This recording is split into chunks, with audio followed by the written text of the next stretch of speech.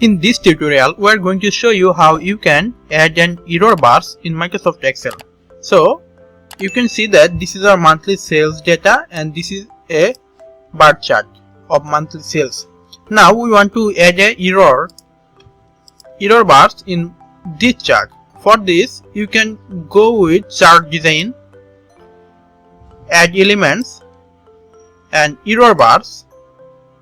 What you want to show, percentage, standard deviation, something like that. We are using standard deviation.